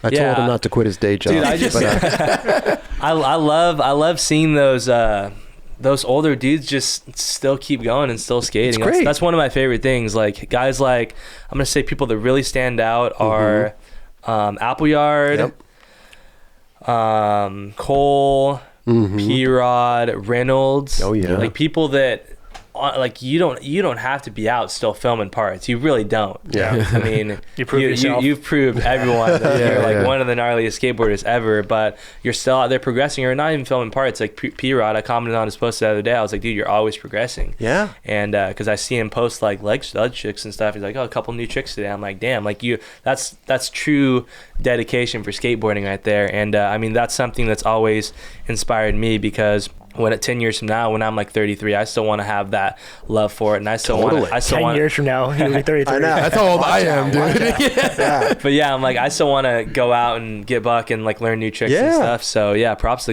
those guys. It's amazing, good inspiration for sure. Were you asked to be in the Olympics? I don't think it's something you get asked to be in. Oh, it's 2019 is going to be like the average, from what I heard, average contest placing throughout the year. But I do plan to be there. I've always been down for it. I think it's something that I'm surprised hasn't happened a long time ago. Right. I mean, just based off of how big skateboarding is all around the world and how many kids skate. It's going to be interesting, though. It's going to be interesting to see. Do you think skateboarding is ready for the world stage? Is skateboarding ready for the world stage?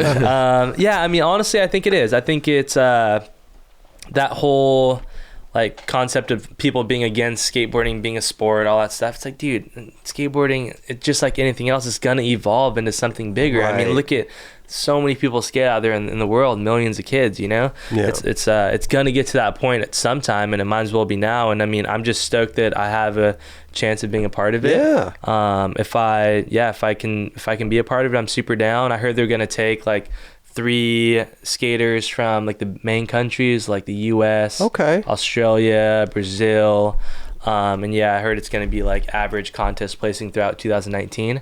So we'll see how that works. You're in there, bro. Bring us home a gold medal, will you?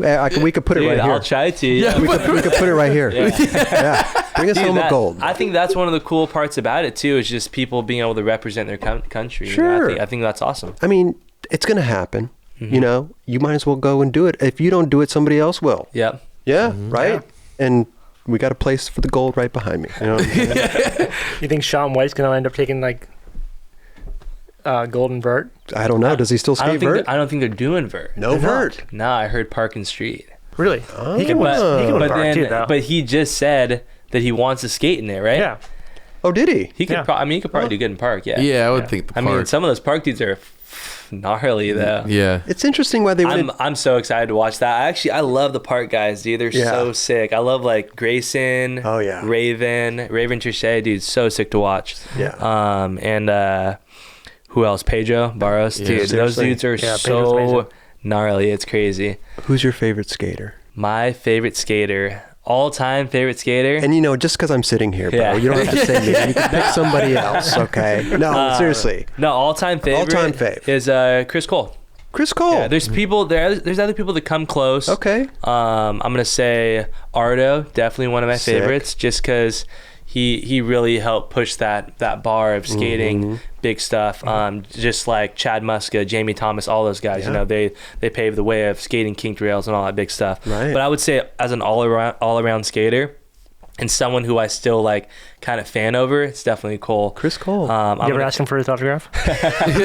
You should do that. That would be amazing. I haven't done that. Maybe one day I'll build up that confidence. But I think it's just because he's such a good like all around skateboarder. He's a really good dude. I love it. I love his style. He's done so many tricks that no one else had ever done before. Yeah. And he's so good. It's crazy. I swear that dude can do any trick. It's insane. He is that dude. Yeah. He's a dude that when you see him skate in person, you're like, holy insane. Shit. Yeah. This guy's gnarly. Yeah, he's just so talented on a skateboard. It's crazy. It's insane. Yeah. It's insane. Any last words, bro? Or should we talk about anything else, dude? Can we think of? What I'd like to ask is, how was the switch from DC to Nike? Oh. I mean, it was good. Both companies are, for a skateboard shoe company, they're both pretty professional, you know what I mean? When I'm not gonna lie, I was kind of nervous of the switch just because, like I said, I'm not a big fan of traveling, and I'm not the type of person that wants to be too busy all the time. So I was kind of thinking like, oh shit, like Nike's gonna have me going all around everywhere all the time, and I'm not gonna have time to do like normal stuff that I want to do. But it ended up not being that way at all. Everything's been super mellow over there. The main thing since I've got on is just working on this shoe and the video part. And as soon as they mentioned about wanting to give me a shoe, that made me a lot more excited to be on, because I mean that's an honor to have a shoe along with people like P-Rod and stuff and all the other greats on Nike. For sure. But it was honestly a really smooth switch, and just like everything was awesome over at DC with like their team and stuff. I mean, Nike's team's obviously insane. They have so many people on their team. It's crazy, and I get along with those guys: P-Rod, Shane, Kevin Bradley. He's the funniest. Kevin. He hits the club with us sometimes. Oh, does he? That's amazing. Yeah. He showed up at my birthday party like after it was already over. He like drove out at like 5 a.m. Your party in Palm Springs? Yeah. He like partied with us the next day. That dude's hilarious. That's amazing. No, but being on Nike's an honor. It's really cool. It is. That's amazing, dude. Did they approach you, or how did that work? I mean, I think it was kind of that time where my DC contract was coming to an end, and I mean, word just gets out. Nike at that time, it really just felt like the right fit for me. Okay. I've always been the type of dude that is down to kind of go outside of skateboarding and try to like inspire other kids out there and just do bigger stuff, Yeah. And I feel like Nike's a good fit for that, and Nike's obviously like the biggest shoe company ever. Yeah. And it's something that I could have only dreamed for riding when I was a kid. There you go. And yeah, being on a team with so many amazing people, it's awesome. How much did you get, bro? No, you're not gonna tell. Come on, Nyjah, man. You need to know these things. $2,000 a month. Okay. Hey, that's pretty good. That's pretty good, man. Maybe you'll get some royalties from your shoe. Yeah, a little bit. Hey, but dude, thank you so much for coming by, Nyjah. This has been amazing, bro. Oh, Kelly, will you go grab him an Appleyard? What size shirt do you wear, too? XL. XL? You maybe could throw a Monster logo on our shirt, too, wearing in the next street league. Give him a long sleeve. Nah, dude, yeah, I'm stoked, guys. Thank you for having me. Dude, this has been amazing, bro. Yeah, it's cool to be able to like talk about stuff like that. I'm always down for people to know the back end of the story. How I got to where I am, and people love it, bro. Yeah. I mean, we're all big fans, so I just I hope that you keep doing what you're doing, dude. For sure. Thank you, Kelly, bro. Long sleeve or short sleeve. Oh yeah. Well, there's an Appleyard mug for you right here, Mark Appleyard. Oh, lit. Look at that, huh? For sure. Apples all day. Apples all day, and then did you say XL or did you say XL? Yeah. Okay, yeah. Here's a long sleeve and a short sleeve. Well, I didn't know if you wanted short sleeves. Good. Yeah, short sleeve. I figured he was like a short sleeve guy. I don't know which ones. You could try. I think that's short sleeve. Cool. Just Instagram them or something. You got 1 million followers. Give us a couple. Hey, Nyjah, dude. Yeah. Thank you, guys. It's been a pleasure, bro. Yeah. Thank you so much for stopping by. Yep. No worries. You killed it, dude. We'll be back sometime. We'll come back like 5-10 years down the road, see where I'm at. I don't know if we'll be here, bro.